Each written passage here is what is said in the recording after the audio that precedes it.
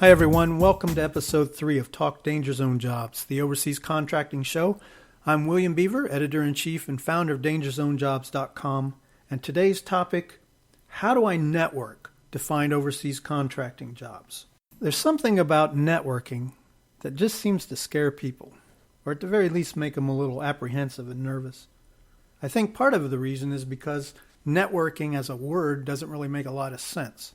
Does that mean that I'm out at meetings, handing out business cards or something like that?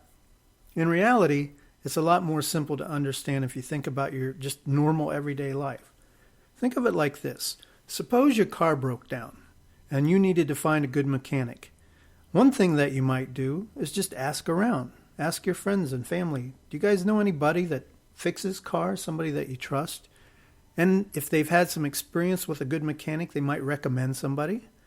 Or perhaps you ask somebody that you know who's really good with cars, thinking, he knows cars, he will probably know somebody. And when he gives you a recommendation, you trust him. That's networking at its most basic. Someone is recommended by someone else because they've demonstrated they have the ability to do whatever it is that needs to be done. Or people think of them as trustworthy, they think of them as a good person. They think of them as somebody who, if they were recommended, would make the other person look good, or at the very least not look bad. So the whole idea is to figure out who you know and who knows you. And that's your starting point. And once you've figured that out, then the next step is to make your network wider and deeper. And I'll talk about that in just a second. Why do you want to do this? Why is it necessary? Well, sometimes you'll hear people complaining about, it's not what you know, it's who you know. Or you need to be in the old boy network or something along those lines. But in reality, it's very simple. As we said in a previous episode, roughly 80% of the jobs that a company has never even are publicized. They're either filled by internal candidates or they're filled by somebody who knows somebody they think would work good in the company. And nobody will recommend you if they don't know you. So let me give you some principles that you can start with in terms of networking as an ongoing effort. And that is the first key.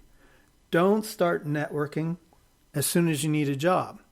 This should be something that's going on well before that. In the future, maybe you want another job, so you should be networking as you go. Number 2, you do everything you can to be helpful without expecting anything in return. People see right through it when you're just trying to be nice because you want something from them. Instead, what you're trying to do is demonstrate that in the context of the job you're trying to find, you're a good person, you're knowledgeable, you're experienced, and you'd be a great person to have on the team. Number 3 is you got to figure out your skill sets and the job fields that you want to operate in so that you can network in a wider range of places but still be focused on what it is that you're trying to do. Keep in mind that networking is an activity that's going to take a lot of time and effort. You're trying to find a good job. You're going to have to do this whether you like it or not. So the best way to approach it is to be smart about it. Think in terms, for example, about people who are on LinkedIn or Facebook. You'll see a lot of people post things like, I need a job. And there's nothing you can do for them. You don't know anything about them. You don't know what their background is, and even if they give you a detailed description, you still don't trust them because you don't have anything to base it on. On the other hand, imagine that you were on websites that are specific to your career field, and you were always posting advice or offering assistance to people who ask questions. Pretty soon it would come across that you really know what you're talking about. If you genuinely do this, if you do it truly trying to help people, you're going to stand out as someone who's authentic and generous, all these kind of attributes that people like about other people. And at the very least, it gives them a reason to look at you closer. So how do you do this? How do you actually go about networking? Well, first of all, in the show notes of this particular episode, you're going to find a link to a detailed article called How to Network for Overseas Contracting Jobs, where I go into a lot more detail than I can here. And I include a lot of links, a lot of assistance for different aspects of this process. So let me lay it out in kind of general terms for the purpose of this show. First of all, you need to work out who you already know. Think in terms of getting yourself a notebook or just some way to keep track of all this. Look at family, friends, your current professional associates, people that you know in your job, or perhaps people you served with in the military if you're just getting out of that. Look at past professional associates, and the same with past people that you served with in the military. Look at fellow members of your professional organizations or associations or groups, alumni groups, perhaps from college or anything like that. In the show notes, you'll find a link to a resource called 36 Sources of Networking Contacts. This is really helpful because you don't know who you've forgotten. Think about it. Until you start actually looking for a job and you start thinking about people that can, be of assistance, whether they're working already or somebody from your past that you need a recommendation for, something like that. Unless you start sitting down and writing this out, there's a lot of people you won't remember. Which brings me back to LinkedIn and Facebook. A lot of people think those sites can be a waste of time, and in certain cases they are. But one of the things that they're really good for doing is to help spark a memory, somebody that you've forgotten about, or somebody that is linked to somebody else that you know. The whole idea is to put together this pool of people and look for the low-hanging fruit. Is there anyone there that can help me now?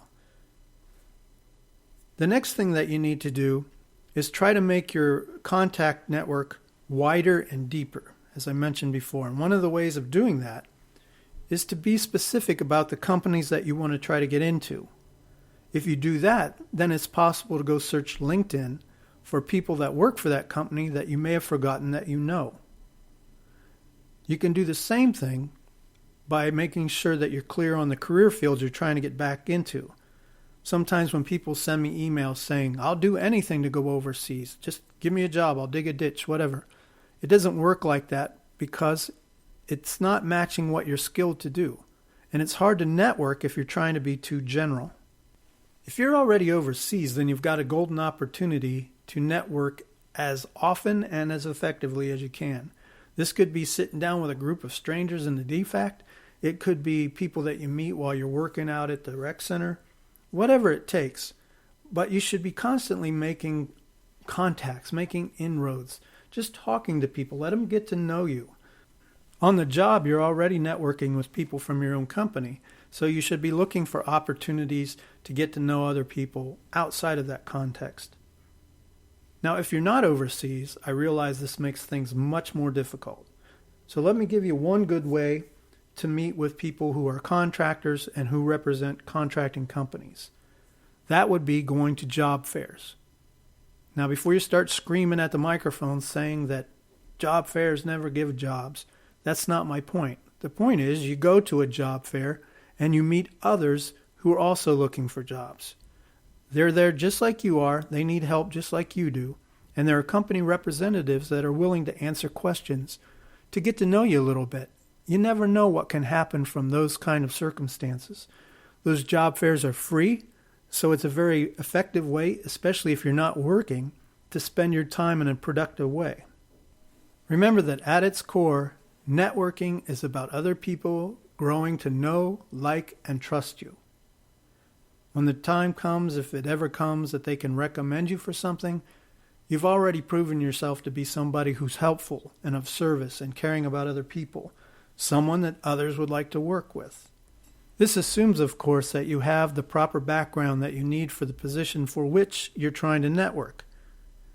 Somebody will not recommend you just because they like you. You have to be someone who's a viable candidate for whatever it is that's being recommended. Let me give you an example of this real quickly. In 1990, I moved out to Hollywood. Don't ask me why, it was just a dream at the time. And I was living in the apartment of a brother of somebody that I knew back in Ohio. This guy didn't know me, I didn't know him, but he was gracious enough to let me stay there for a little bit. One night he came home and I was sitting at the kitchen table typing up my resume, and he picked one up and started reading it. And he said, you know what? I'm a voiceover guy. I work for various companies like Disney doing cartoon characters and so forth. But I just did a corporate film for a guy who does the TV show Rescue 911. And he told me that they're starting up a new show called True Detectives. Now, the reason this was important was because on my resume, it mentioned that I had worked part of my way through college by writing true crime stories. And he thought it's such an unusual background that I would be somebody that he could recommend to this guy. I had the background for the job, and because his sister knew me, he was willing to take a shot and recommend me. He did, and 4 days later I started working on this CBS TV show. My point is that you never know where the opportunities are going to come from, but you have to be prepared and you have to be working out there trying to find them. To look at this topic in much more detail, don't forget to check out the story that's listed at the bottom of the show page. It's called How to Network for Overseas Contracting Jobs. I'm William Beaver, Editor-in-Chief of DangerZoneJobs.com, and in episode 4, we're going to take a look at how to make your contracting resume very effective. Until then.